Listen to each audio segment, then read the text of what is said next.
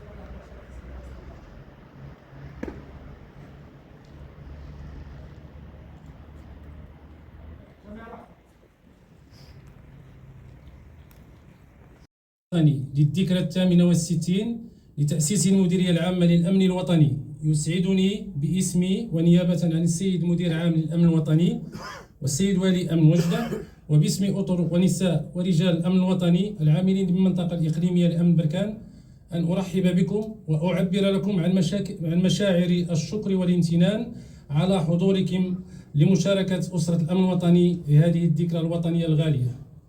السيد عامل إقليم بركان، أيها الحضور الكريم، في مثل هذا اليوم من سنة 1956 وضع جلالة المغفور له محمد الخامس أسس هذا الجهاز ليكون لبنة من لبنات بناء دولة المؤسسات من أجل حماية أمن الأشخاص والممتلكات وضمان إنفاذ القانون والمحافظة على النظام العام في مفهومه الشامل وتحقيق الطمأنينة والسكينة العامة. وقد وصلت هذه المؤسسة مسيرة تطورها وتحديث بنياتها ووسائل عملها بقيادة المغفور له جلالة الملك الحسن الثاني نور الله ضريحه.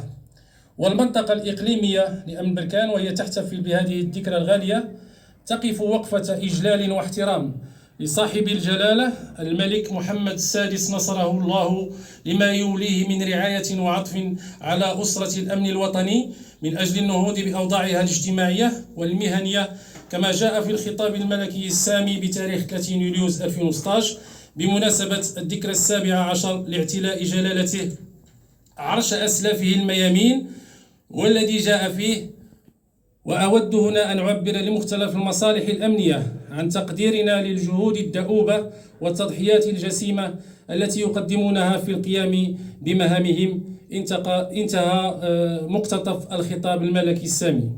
وهي تحتفل بهذه الذكرى المجيدة تستحضر توجيهات وتعليمات السيد مدير عام الأمن الوطني والسيد والي أمن وجدة الرامية إلى تخليق الحياة المهنية لرجال ونساء الأمن وتجويد المنتوج الأمني.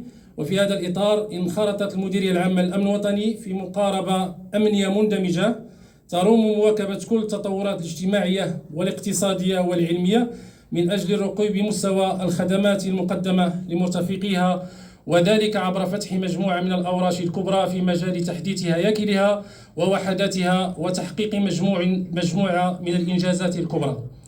فتشعب أنشطة الشبكات الإجرامية سواء الوطنية أو العابرة للحدود الوطنية التي أصبحت تسخر كل الإمكانيات البشرية والعلمية والتكنولوجيا كوسائل النقل المتطورة والتقنيات العالية الدقة وتنوع الجريمة المنظمة والشبكات الإرهابية وجرائم التجارة بالبشر والجرائم الإلكترونية والعابرة للقارات، كلها معطيات جعلت المديرية العامة للأمن الوطني تحتوي التحديات الأمنية من خلال الاستباقية المبنية على الاستعلام الجنائي، مما جعل أجهزتنا الأمنية في مصاف الدول المتقدمة من خلال الحرفية العالية والأداء المهني المتميز الذي أبانت عليه في غير ما مناسبة.